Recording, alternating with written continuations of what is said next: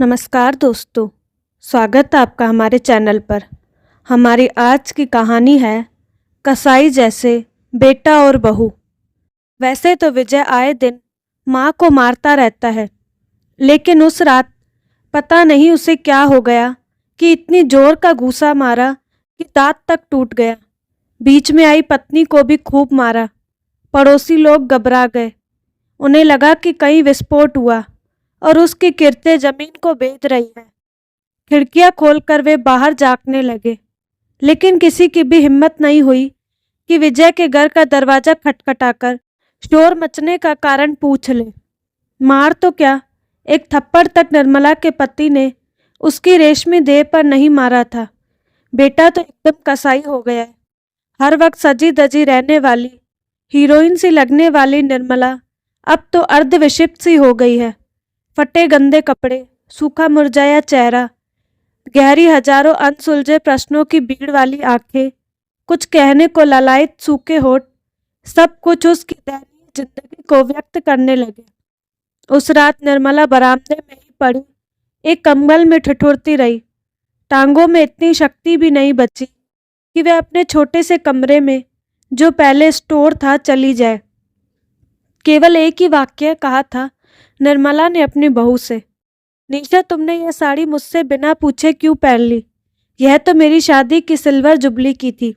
बस बेटा माँ को रुई की तरह दुनने लगा और बकने लगा, तेरी यह हिम्मत कि मेरी बीवी से साड़ी के लिए पूछती है।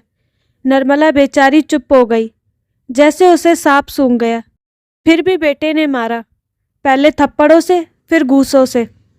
ठंडी हवा का तेज झोंका उसकी घायल देह को छू रहा था। उसका अंग अंग दर्द करने लगा। वह कहार उठी। आंखों से आंसू थमने का नाम नहीं ले रहे थे। चलचित्र की घटनाएं बीते दिन सूनी आंखों के आगे घूमने लगे। इस साड़ी में निर्मला तू बहुत सुंदर लगती है, और आज तो गजब ही डा रही है। आज रात को पति चंद्रकांत ने कहा था। दत्त कहकर निर्मला शर्मा गई थी, नई दुल्हन सी। फिर रात को उसके साथ उसके पति एक स्वर, एक ताल, एक लय हुए थे। खिड़की से जागता हुआ चांद भी उन दोनों को देखकर शर्मा गया था। वह पल याद कर उसका दिल पानी से बाहर निकली मछली सा तड़पने लगा। जब भी खाने की किसी चीज की निर्मला फरमाइश करती थी, तुरंत उसके पति लाकर दे देते थे। बात बात पर निर्मला से कहते थे, तू चिंता मत कर, मैंने तो यह घर तेरे नाम ही लिया और बैंक में 5 लाख रुपए फिक्स डिपॉजिट भी तेरे नाम से कर दिया। अगर मुझे कुछ भी हो जाएगा तब भी तू ठाठ से रहेगी। हंस देती थी निर्मला। बहुत खुश थी कि उसे इतना अच्छा पति और लायक बेटी बेटा दिए हैं। अपने इसी बेटे को उसने बेटी से 100 गुना ज़्यादा प्यार दिया। लेकिन यह क्या हो गया? एकदम से उसकी चलती नाव में कैसे छेद हो गया? पानी बढ़ने लगा और नाव डूबने लगी। सपने में भी नहीं सोचा था उसकी जिंदगी इस कगार पर बड़ी चट्टान सी हो जाएगी कि पता नहीं कब उस चट्टान को समुद्र निगल ले। वह बीते पलों को याद कर पिंजरे में कैद पक्षी की तरह फड़फड़ाने लगी। उस रात वह सो नहीं पाई।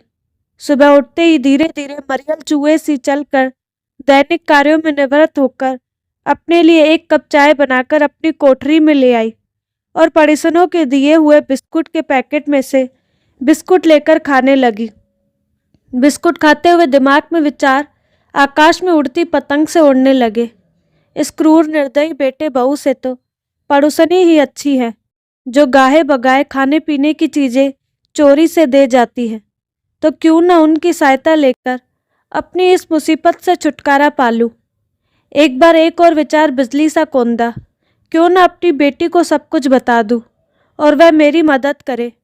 लेकिन वह लालची दामाद कभी भी बेटी को मेरी मदद नहीं करने देगा। बेटी को तो फ़ोन भी नहीं कर सकती, हमेशा लॉक रहता है। घर से भाग भी नहीं सकती। दोनों पति पत्नी ताला लगाकर नौकरी पर जाते हैं। बस इन्हीं सब विचारों की पगडंडी पर चलते हुए ही निर्मला ने कहारते हुए स्नान कर लिया और दर्द से तड़पते हुए हाथों से उल्टी सीधी चोटी गूंथ ली। बेटे बहू की हंसी मजाक ठिठोली की आवाज़ें गरम पिघलते शीशे सी कानों में पड़ रही थी।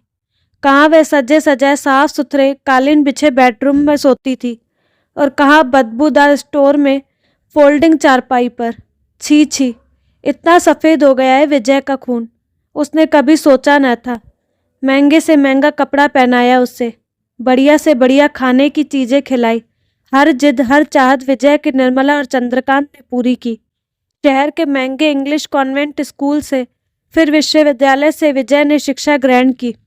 कितनी मेहनत से, कितनी लगन से चंद्रकांत ने इसे बैंक की नौकरी की परीक्षा दिलवाई। जब यह पास हो गया तो दोनों खुशी के मारे फूले नहीं समाये। खोजबीन कर जान पहचान निकाली, तब जाकर इसकी नौकरी लगी। और चंद्रकांत के मरने के बाद यह सब कुछ भूल गया। काश यह जन्म ही न लेता, मैं निपुती ही सुखी थी।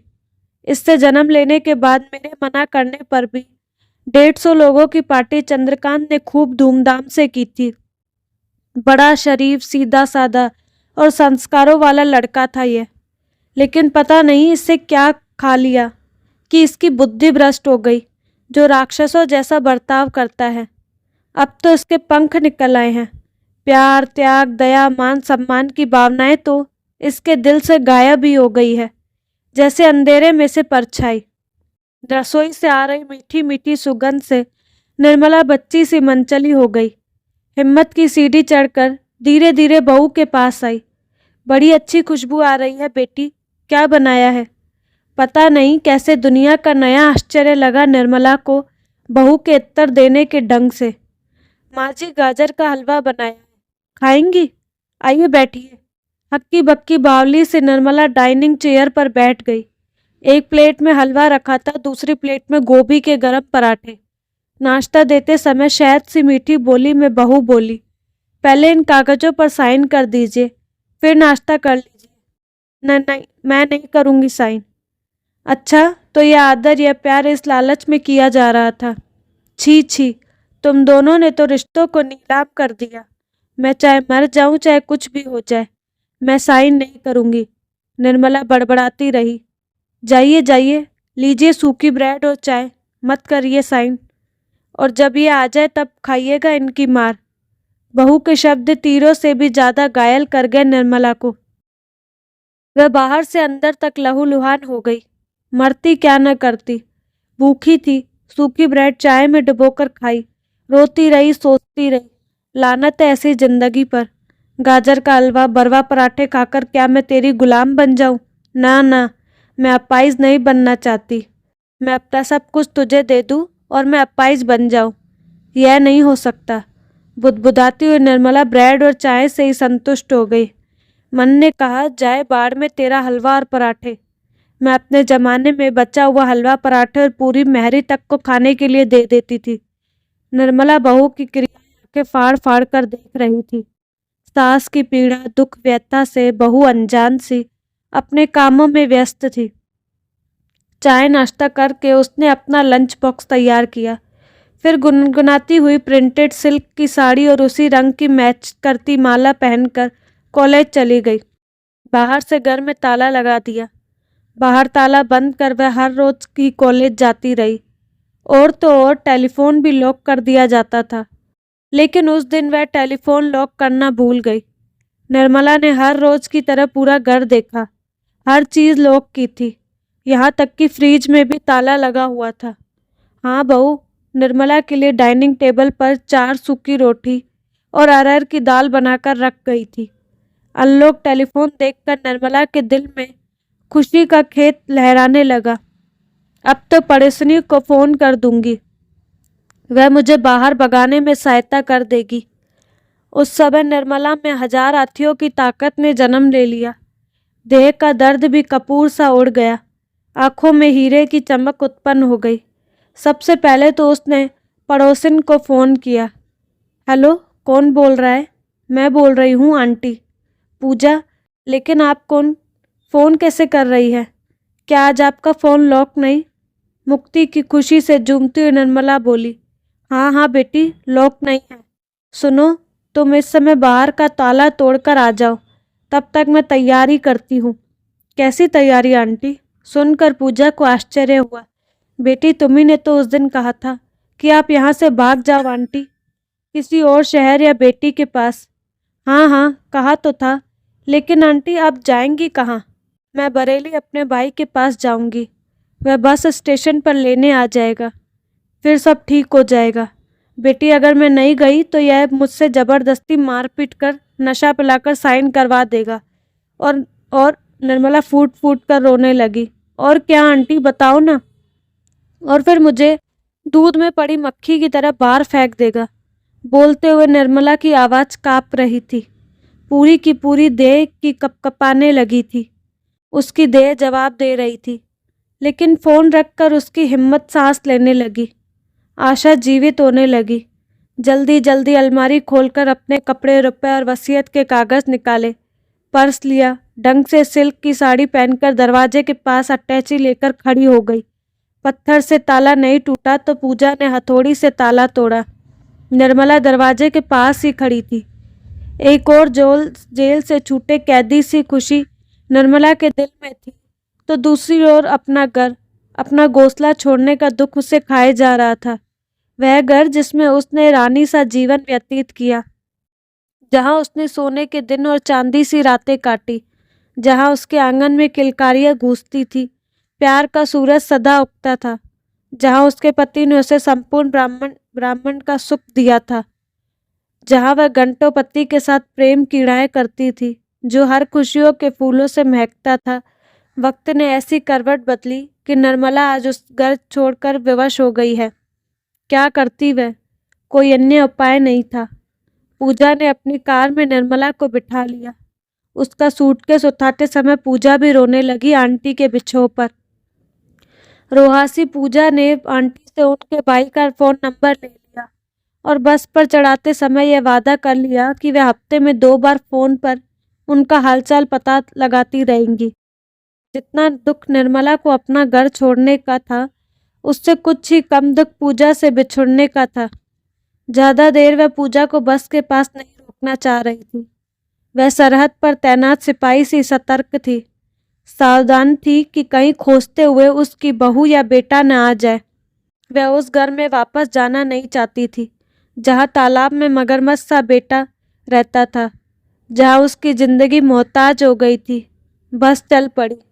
वह खिड़की से बाहर आंसू भरी आंखों से पूजा को तब तक देखती रही जब तक उसकी आकृति में बिंदु का रूप नहीं ले लिया। जो जो बस आगे बढ़ रही थी, उसका अपना शहर दूर होता जा रहा था। वह शहर जहाँ वह 16 श्रृंगार करके अपने सुहाग के साथ आई थी। उसे लगा उसकी जिंदगी एक नदी है जिसने अपना रास्ता बदल लिया, और वह एक गांव जो पीछे छूट गया। बस जितना आगे बढ़ रही थी, उसका दिल उतनी ही जोरों से धड़क रहा था। काफी देर बाद उसने स्वयं को सामान्य स्थिति में पाया। अब वह आंखें बंद करके सोचने लगी, काश मेरी बहू पूजा जैसी होती। कितनी अच्छी है, कितना ख्याल रखती है अपनी सासू माँ का। जितनी बार भी इसकी सास मुझसे मिली, हमेशा अपनी बहू की तारीफों के पुल ही बांधती रही। लेकिन मुझे दुष्ट बहू मिली। अरे बहू का क्या दोष है? नालायक तो अपना बेटा है। यदि बेटा ठीक होता तो बहू की क्या मजाल कि गलत काम करे। जो जो बरेली नज़दीक आ रहा था, निर्मला घबरा रही थी कि भैया भाभी पता नहीं क्या सोचेंगे। सोचे तो सोचे, उसके पास उस रास्ते के सिवा और कोई रास्ता नहीं था। वह बोझ नहीं बनेगी भैया भाभी पर। कुछ ही दिनों में अलग छोटा सा मकान लेकर वह रहेगी। एक नौकरानी रखेगी। एक विचार की लहर बार बार उठ रही थी कि घर छोड़कर मैंने गलत काम तो नहीं किया। फिर दिमाग ने कहा, तो फिर क्या करती? हर रोज मार खाती, और वह मारता रहता जब तक जायदाद पूरी अपने नाम न लिखवा लेता। 1 बार, 2 बार, 3 बार उसने अपनी दोबारा वसीयत पढ़ी, जिसकी एक प्रति उसने अपनी बेटी के पास भी भेजनी पड़ेगी। वकील के पास तो एक कॉपी रख आई थी। निर्मला अब सोचने लगी थी, आज मैंने जो कुछ भी किया वह पहले ही कर लेना चाहिए था। छी छी, माँ बेटे से मार खाए, इससे अच्छा मर न जाए। मैं अकेली पड़ गई थी। वे दोनों पति पत्नी एक हो गए थे। शुक्र है कि पूजा जैसी पड़ोसिन मिल गई, जिसने मेरी मृतप्राय जिंदगी को सांसें दे दी। पूजा न होती तो मैं वसीयत भी न बदल पाती और घर से भाग भी न पाती। इन्हीं विचारों का ताना बाना बूनते हुए बरेली आ गया। हड़बड़ाते हुए निर्मला ने अटैची और पर्स पकड़ा, फिर घर के लिए रिक्शा करके चल दी। निर्मला निश्चय करके अपने भाई विनोद के घर पहुंच गई। दरवाजे पर लगे कॉल बेल बजाई। थोड़ी देर में एक बोली बाली सुंदर सी बालिका ने दरवाजा खोला। आप कौन? किससे मिलना है? मीठी आवाज में बच्ची ने पूछा। बेटी, मैं दिल्ली से आई हूँ, तुम्हारे पापा जी की बहन हूँ। मेरा नाम निर्मला है। अंदर आइए दादी जी, अंदर आइए। बच्ची के पीछे पीछे निर्मला अपना पर्स और अटैची संभालती हुई चल दी। बरामदे के साथ जुड़ा हुआ ही ड्राइंग रूम था। उस घर में निर्मला 5 वर्षों बाद आई थी। पिछली बार अपने पति के साथ निर्मला कार से आई थी। घर परिवार वालों ने खूब इज्जत मान सम्मान दिया था। भैया भाभी ने तो आंखों पर ही बिठा लिया था।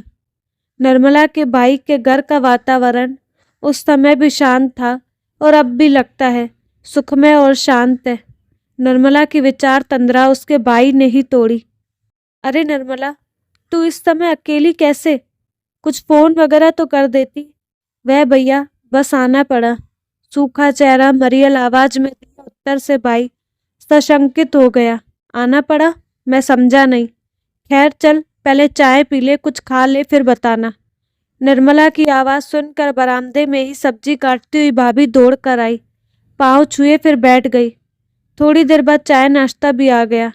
दीदी, आप तो बहुत दुबली हो गई। 5 साल में चेहरा ही बदल गया। क्या हो गया है आपको? निर्मला के पास आकर भाभी ने आलिंगन किया और आश्चर्यचकित नजरों से उसकी ओर देखती रही।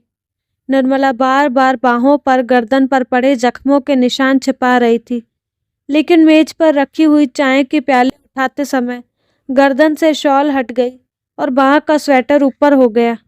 देखते ही भैया दौड़कर पास आए।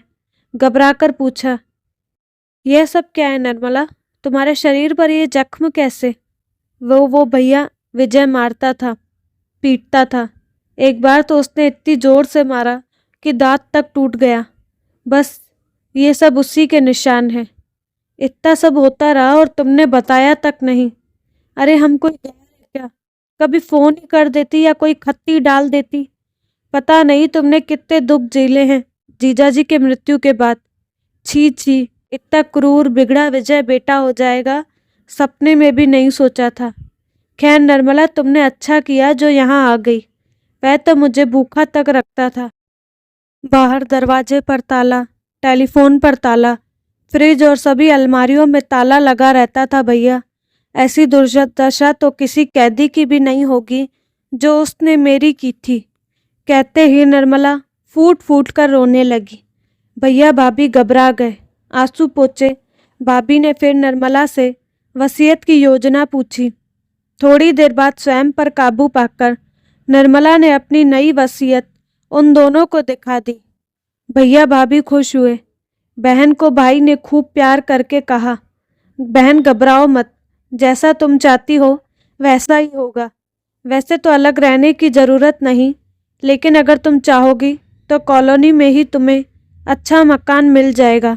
अभी तुम आराम करो, चिंता मत करो। अच्छा भैया, कहकर निर्मला सोफे पर ही लेट गई।